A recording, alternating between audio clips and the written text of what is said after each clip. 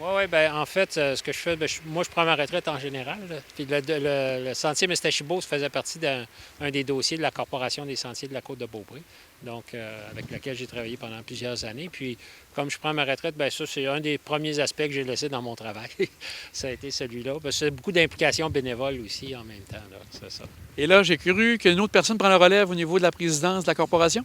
Ce qui arrive, c'est que moi, je me suis retiré du conseil d'administration à la dernière Assemblée générale. Et puis, heureusement, il y a eu la relève qui s'est manifestée aussi. Donc, il y a des nouveaux membres sur le conseil d'administration.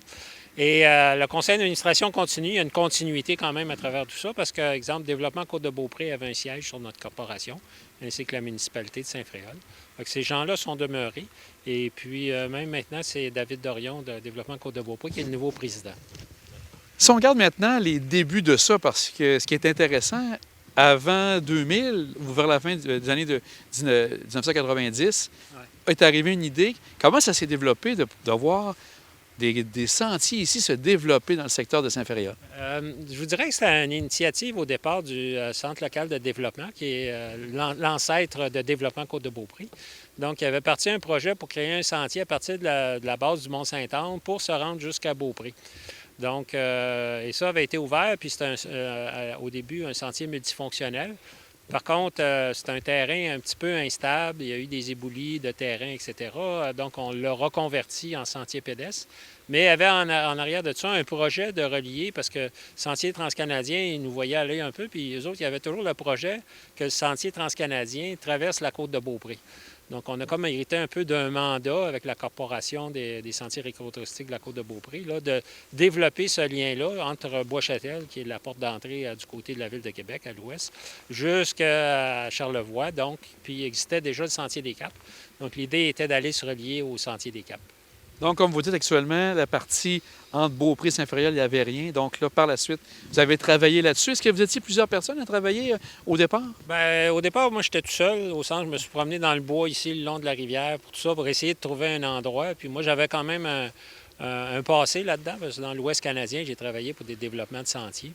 Et puis, c'était pas ça mon métier ici. Puis là, oups, c'est arrivé cette opportunité-là, puis j'avais de l'expertise là-dedans. Donc, je l'ai mis à profit pour eux autres. Donc, j'ai fait les premières recherches de développement sur le terrain. Et suite à ça, on a embauché des équipes, différentes équipes de travail qui ont permis de... Avec les subventions aussi qu'on a eues de divers paliers de gouvernement.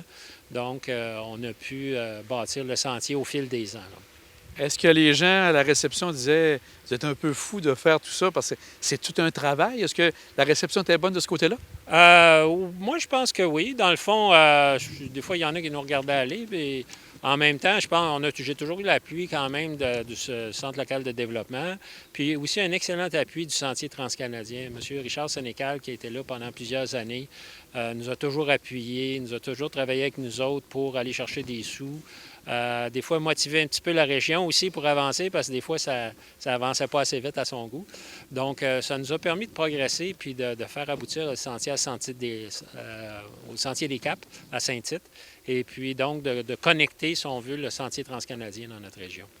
On voit que le secteur est, secteur ouest, ça a progressé comment? Est-ce que ça a commencé par l'ouest ou l'est? Ça a commencé par l'ouest. Les premiers travaux qu'on a faits, c'est partir du Mont-Saint-Anne puis se rendre ici. Donc déjà, ce tronçon-là, il a été ouvert en 2001, si je me souviens bien. Donc, voyez-vous, en 99, on a quand même 2 ans de travaux là-dessus pour ouvrir ce lien-là. Mais il restait toujours la portion pour aller relier à Saint-Tite, donc qui a été faite, elle, en 2016-17. Autrement dit, un autre 2 ans pour travailler, pour connecter le sentier avec Saint-Tite-des-Caps. Et Mistachibo, le Mistachibo, le sentier, couvre vraiment le territoire de Saint-Féréol. Est-ce que ça déborde un peu de chaque côté? Bien, ici, tant que vous êtes du côté nord de la rivière, vous êtes à Saint-Fréol-les-Neiges. Aussitôt que vous passez les passerelles, vous tombez à Saint-Joachim. Puis si vous continuez, exemple ici, la première passerelle qu'on a en descendant vers le Mont-Saint-Anne, elle donne à Saint-Joachim. Puis c'est pas long qu'aussitôt qu'on est vis-à-vis les terrains de l'autre côté, là, on tombe dans Saint-Tite-des-Caps.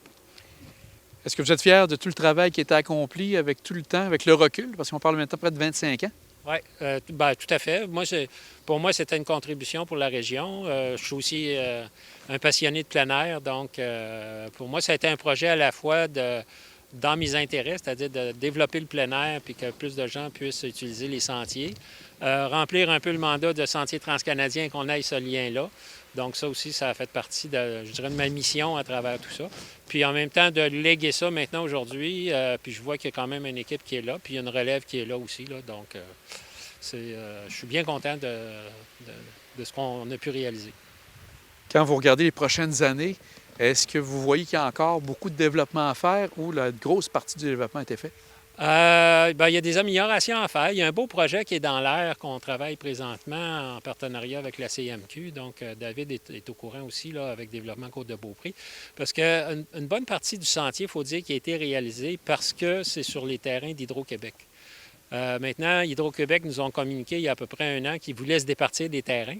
Et ça a créé, moi j'ai dit au départ avec Jean-François Guillot, là, le directeur de la MRC, j'ai dit Jean-François, il faudrait faire de quoi si on veut pérenniser le sentier. Et ils ont embarqué tout de suite là-dedans.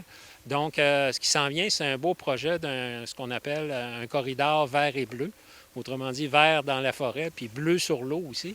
Donc, et d'en faire comme un genre de parc linéaire entre Beaupré et Saint-Tite-des-Caps. Donc ça, c'est un merveilleux projet qui s'en vient aussi sur la table. Donc ça laisse place à amélioration de sentiers, développement de plus de belvédères, etc. Donc il y a un beau projet de ce côté-là aussi. Est-ce que c'est le secteur que vous parlez qui était anciennement le parc des Sept-Chutes?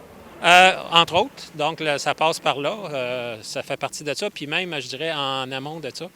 Donc, ça remonte le long de la rivière Lombrette, puis ça va jusqu'à pratiquement, peut-être pas au pont, là, qu'on a, là, où la rivière Sainte-Anne arrive au bout de Saint-Fréol, mais assez haut quand même sur la rivière. Donc, ça ouvre toute une perspective d'aménagement aussi super intéressante. Bien, Denis, on va vous souhaiter bonne retraite, puis un grand merci pour ce que vous avez fait ici, parce qu'il y a vraiment maintenant un sentier qui est maintenant reconnu à travers tout le Québec, et même un peu plus loin. Oui, merci beaucoup. Ça fait partie des belles choses qu'on a à offrir sur la côte de Beaupré. Merci. Ouais.